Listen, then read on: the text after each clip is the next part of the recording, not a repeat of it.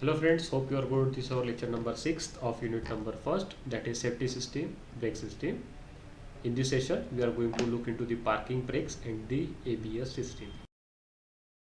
So let's start it with this hand brake system, or it is also known as a parking brake system. Okay, hand brake system or the parking brake systems, it is operated independently of the foot brakes. And these are used for parking on slopes or while waiting at the traffic lights, where the handbrake function is the mainly to minimize the accidents. तो ये safety feature है आपके vehicle के लिए hand brake का system. जब आपका car park condition में होता है, मान लो कि आप किसी हिल पे या फिर स्लोप पे आपकी कार पार्किंग कंडीशन में है, आप पार्किंग की कंडीशन में, इसका मतलब आप हो सकता है आप उस व्हीकल में बैठे ना हो, आप व्हीकल के बाहर हो, तो उस केस में आपको ऑब्वियसली आपके फुट से आप आपके ब्रेक एंगेज नहीं रख सकते हैं। इस वजह से ये सिस्टम हुआ दिया होता है hand brake system.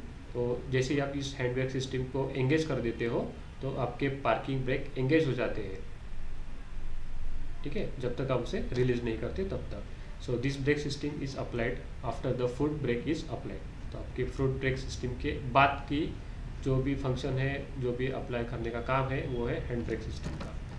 So these are the mechanical brakes apart from the hydraulic braking system. All cars have a mechanical hand brake system acting on the two wheels, usually the rear ones. तो आपका जो ये system होता है, ये generally mechanical brake system होता है। ये हर कार में आपको दिखाई देगा। उसके बाद ज़रूरी नहीं कि ये सिर्फ पीछे के दो रियर व्हील्स में ही हो सकता है कि ये चारों व्हील्स में भी एंगेज हो, लेकिन मोस्ट केसेस में और जनरल केसेस में ये जो हैंड ब्रेक सिस्टम है वो एंगेज करता है आपके पीछे के दोनों व्हील्स को। The hand brake gives a limited braking if the hydraulic system fails completely, but its main purpose is to parking only. आपका ये जो है इसका मेन पर्पज है पार्किंग के लिए। ऐसा नहीं है कि जब आप आपकी गाड़ी रनिंग कंडीशन में है तब आप आपके पार्किंग ब्रेक्स एंगेज कर दो। The hand brake levers pulls and the cable और a pair of cables linked to the brakes by a set of levers, pulley, guides whose details are very gently from the car to car. Okay, it may vary from car to car. तो ये mechanical linkage होता है, just कुछ इतना इसमें detailing में जाने की ज़रूरत नहीं है। फिर भी मैं नेक्स्ट स्लाइड में आपको इसका एक फिगर बता देता हूँ। इसमें एक रैशेट होता है जो कि hand brake lever keeps the brake on once it is applied. एक रैचेट आप जैसे इसे अप्लाई एंगेज कर देते हो, आपके हैंड ब्रेक के लीवर है ना, वो अप्लाई हो जाते हैं। और push button is disengage the ratchet and the free the lever. So on the drum brakes the hand brake system presses the brake lining against the drums, and in case of disc brakes sometimes have a comparable hand brake arrangement, but because it is very difficult to place the linkage on the compact caliper, they may be a completely separate set of hand brakes pads for the each disc. तो क्या होता है, हमने पिछले कुछ lectures में देखा कि दो टाइप आपके मेन इंपॉर्टेंट होते हैं, एक है डिस्क ब्रेक और दूसरा है ड्रम ब्रेक। तो ड्रम ब्रेक में लिंकेज अटैच करना काफ़ी आसान बात है, बट जो डिस्क ब्रेक है वहाँ पे इसका जो स्ट्रक्चर हमने देखा था काफ़ी कॉम्पैक्ट था, वहाँ पे एक कैलिपर था। इस कैलिपर को हैंड ब्रेक के साथ एंगेज करना काफ़ी मुश्किल बात होती है, इसलिए एक सेपरेट सेट दिया होता है हैंड ब्रेक का, जिसे हैंड ब्रेक पैड्स कहते हैं, in case of disc brake system only. ठीक है, ड्रम ब्रेक सिस्टम में ये काफ़ी ज़्यादा मुश्किल बात नहीं है कि किस तरह से इसे इस केबल को उस ब्रेक में एंगेज कराया जाए। इस फिगर को नोट डाउन कीजिए। देखिए यहाँ पे एक रैचेट दिया है आपको, जो कि जिसमें एक आपको छोटे छोटे टीथ दिखाई दे रहे हैं, और उसके साथ एक पॉल आपको अटैच किया जाता है। तो जैसे ही मैं ये हैंड ब्रेक की जो ग्रिप पकड़ के इसे अप मोमेंट दूंगा, ठीक है, जैसे ही मैं इसके यहाँ पे अप मोमेंट दूंगा यानी कि अप फोर्स लगाऊंगा, तो क्या होगा, ये रैचेट इस पॉन के अगेंस्ट इसमें फिक्स हो जाएंगे, और आपका जो हैंड ब्रेक है वो आप जिस पोजीशन तक अप करोगे उस पोजीशन तक एंगेज रहेगा। जैसे ही आप एंगेज रहेगा तो आपकी ये जो केबल है यहाँ पे जो आपके ड्रम ब्रेक में जा रही है या फिर डिस्क ब्रेक के सिस्टम के पास जा रही है, वो हमेशा के लिए एंगेज हो जाएंगी। ओके, कब तक? जब तक आप इस पुश बटन को प्रेस करके इस बॉल को रिलीज नहीं करते, यानी कि इस रैचेट के अगेंस्ट इसे रिलीज नहीं करते। जैसे आप इसे डाउन मोशन में लेके आओगे, जैसे डाउन फोर्स अप्लाई करोगे तो ये केबल रिलीज हो जाती है और अल्टीमेटली आपके पार्किंग ब्रेक्स भी रिलीज हो जाती है। तो इसका एक बेसिक सा स्ट्रक्चर है, देखिए एक हैंड ब्रेक होता है जिसके अंदर एक केबल दी है आपको, एक रैचेट और बॉल अरेंजमेंट दिया है, उसके बाद एक लीवर है और एक रिटर्निंग स्प्रिंग है। ओके, रिटर्निंग स्प्रिंग किस लिए है? जैसे आप ये पुश बटन जो है वो रिलीज कर दो तो ये आपके ओरिजिनल पोजीशन पे आ जाए, इसलिए।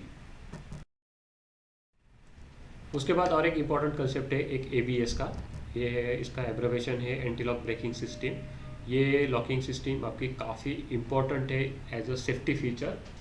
जब आप आपके गाड़ी को टर्न करते हो तब ये काफ़ी आपको यूज़फुल है। So the theory behind this anti-lock braking system is very much simple but it is very effective. A skidding wheel, आपका जो स्किडिंग व्हील होता है, जैसे ही आप गाड़ी को टर्न करते हो ना तो आपके दो सामने के व्हील जो होते हैं वो स्किडिंग कंडीशन में होते हैं, यानी कि काफ़ी ज़्यादा चांसेस है कि वो आपके टायर के कॉन्टैक्ट्स को छोड़ दें। ओके, इसलिए इस वजह से एक्सीडेंट्स काफ़ी होते हैं। तो where the tyre contact patch is sliding relative the rolls is called as skidding wheels. It has a less traction than a non-skidding wheel.